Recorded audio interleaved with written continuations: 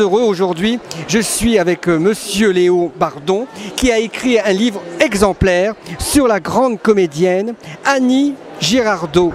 Et son livre, voici, je vais vous le présenter.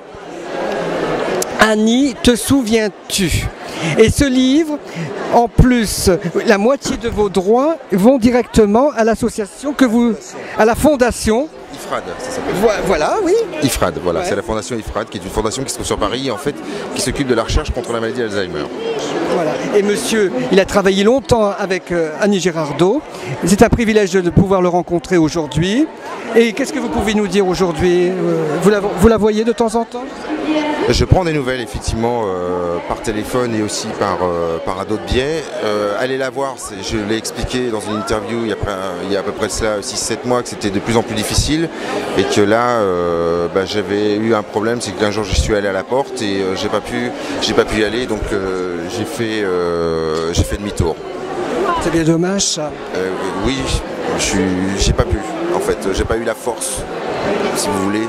Je crois qu'il faudrait que, maintenant que vous puissiez dire, il faut que j'ai la force, et personne à me dire quelque chose, puisque c'est quand même moi qui ai quand même fait... j'ai travaillé avec elle, vous avez fait beaucoup de choses avec elle, vous l'avez protégée, vous l'avez donné de l'amour, vous l'avez tout donné, votre affection, votre amour. C'était comme une mère pour vous. C'est la deuxième phase de mon travail psychologique, si vous voulez, c'est que là, en ce moment, je travaille sur le fait d'y aller quoi qu'il arrive.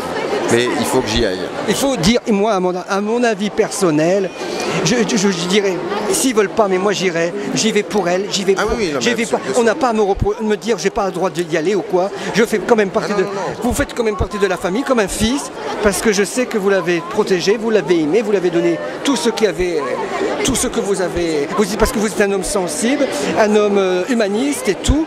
Et puis personne à vous dire quelque chose, parce que vous n'êtes pas un truand. En plus, ce livre, je l'ai lu, je vous l'assure que je l'ai lu, il y a quelques mois. Ce livre est très beau et très bien écrit.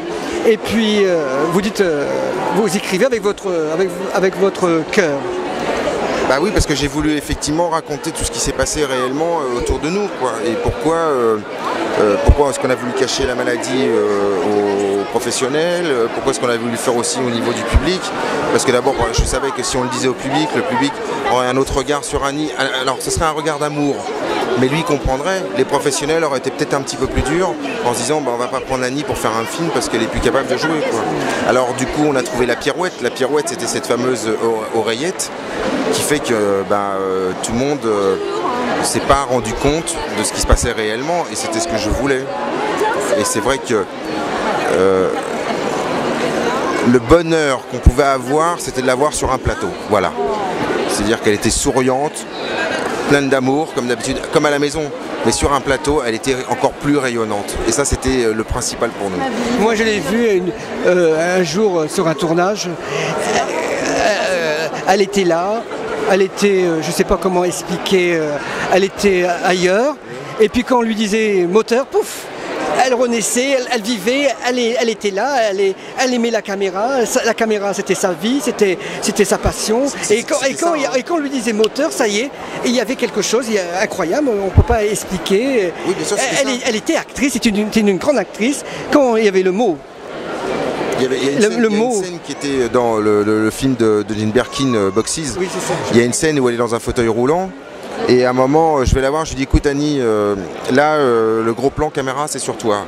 Et Annie d'un seul coup se redresse comme ça et elle me dit on y va, c'est tout de suite. C'est incroyable. Moteur. On entend des moteurs, redressement, et voilà, c'était ça. Et son meilleur ami, c'était Claude Lelouch. Claude Lelouch, s'il nous voit aujourd'hui sur mon site, je voudrais le remercier pour tout ce qu'il a fait. C'est un grand monsieur du cinéma français, parce que j'ai eu la chance de l'avoir rencontré une fois. Et puis si vous avez peut-être quelque chose à dire, peut-être. Ouais. Je sais qu'Annie avait beaucoup de tendresse pour Lelouch. Je sais elle m'a toujours dit qu'elle lui devait beaucoup, puisque elle m'a dit si je suis revenu sur la scène et sur le devant de la scène, c'est quand même grâce à lui. Et j'ai jamais rencontré Monsieur Lelouch, donc j'ai un peu de mal à en parler, mais je sais juste par les mots d'Annie qu'effectivement c'était quelqu'un qui était extrêmement important pour elle, et je pense que lui de son côté, Annie est quelqu'un aussi de très important. C'était des grands amis. Et bien monsieur, j'étais très heureux de vous avoir rencontré, et puis je vous dis à bientôt.